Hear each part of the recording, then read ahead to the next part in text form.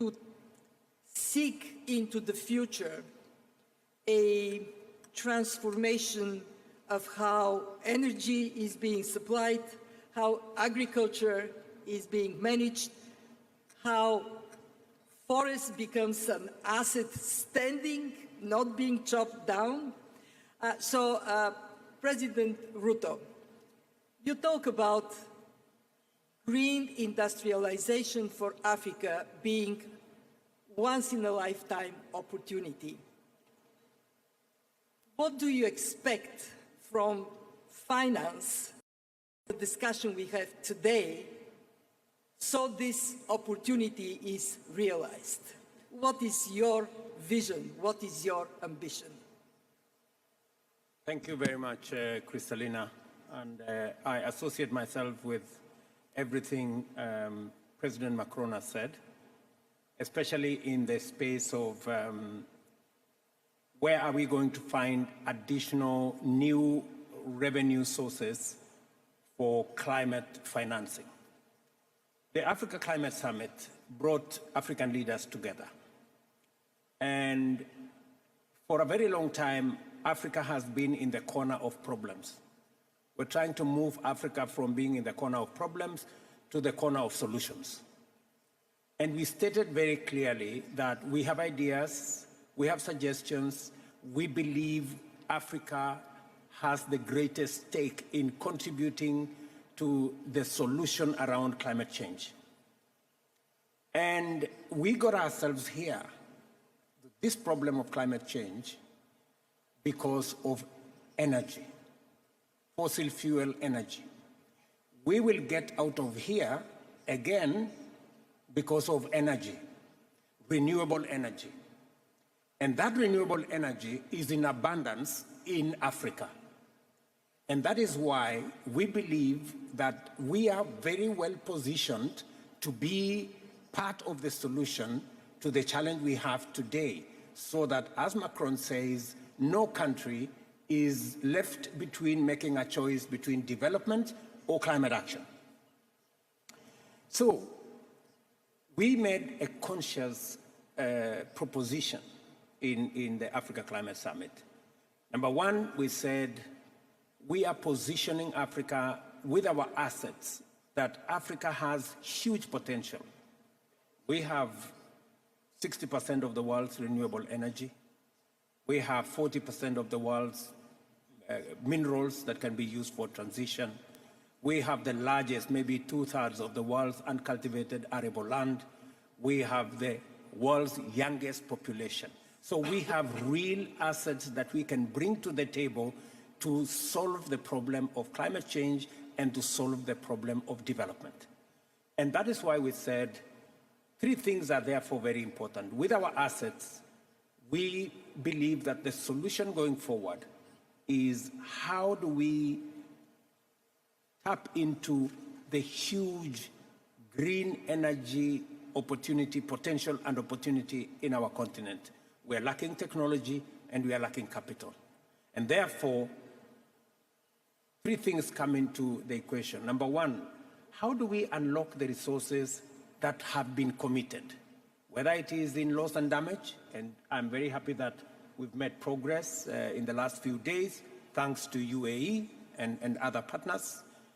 How do we then look at the international financial architecture? How do we empower World Bank? How do we empower the IMF to do more concessional funding? How do we reorganize their governance so that those countries that did not exist, many of them in Africa, when the IMF and the World Bank were brought into being, how do we get them to have a say? How do we speak to recapitalizing these multilateral development banks? How do we improve on liquidity? The subject SDRs President Macron was talking about. How do we deal with the real issue of exaggerated risk that is destroying African governments? You know, how do we de-risk African investments? And how do we bring on board finances from the private sector? And therefore, ultimately we came down to green industrialization is a big opportunity. Big opportunity, why? Because we have the green energy. We have the green raw materials, whether it is bauxite, whether it is steel, whether it is iron ore. We can export very many green products out of Africa, whether we are talking about bauxite, aluminium, steel, green products to Europe in terms of food products. So Africa has the potential. We have the opportunity. We have everything that we need to power our green industrialization.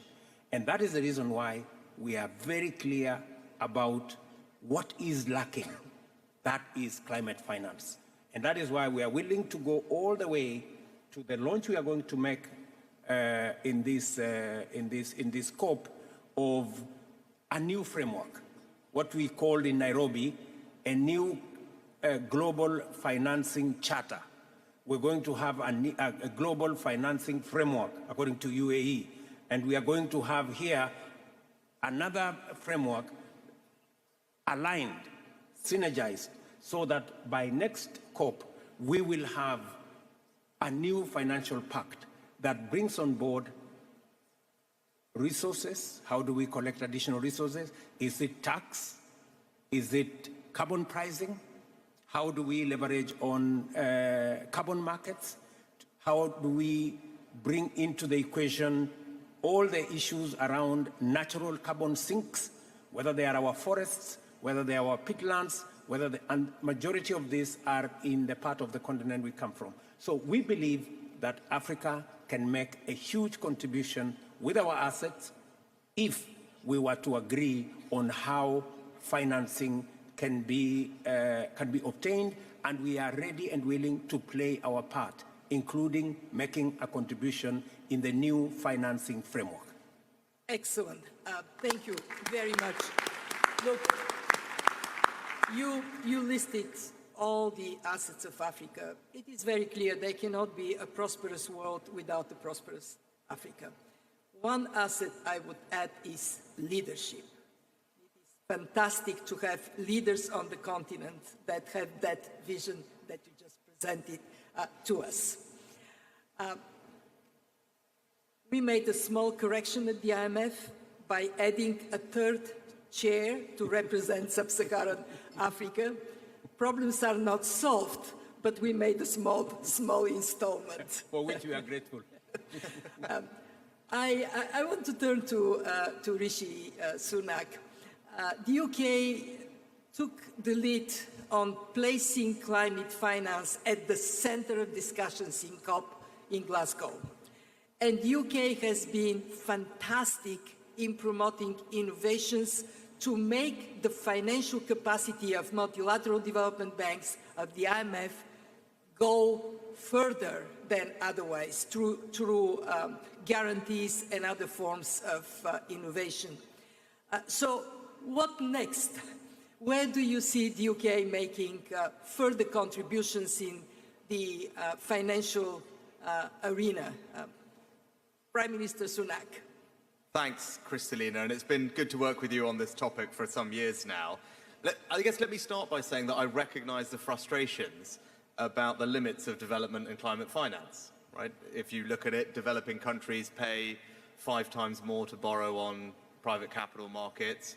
Investment in renewables is growing at an extraordinary pace, but right now, I think less than 2% of that is going into Africa. And, you know, President Ruto has argued previously, others have, that that situation is completely indefensible. And I agree. I think we would all agree with that. And that's why the $30 billion Global Climate Fund that's been announced is so welcome. It's why the Global Climate Framework is so important. And I'm pleased that the UK is supporting that. But if we want, Kristalina, as you said, this bigger, better financial system that's going to help us get the SDGs back on track, deliver all the Paris agreements, and actually reverse biodiversity loss, then I think there are probably 3 areas where we need to focus, and it overlaps a lot with Emmanuel said earlier. I think the first is we just need fresh thinking about how we do this. And that's why a while ago we pioneered the use of climate resilient debt clauses, so that climate disasters don't become economic disasters, and those should be standard across the board by 2025. They will make an enormous difference.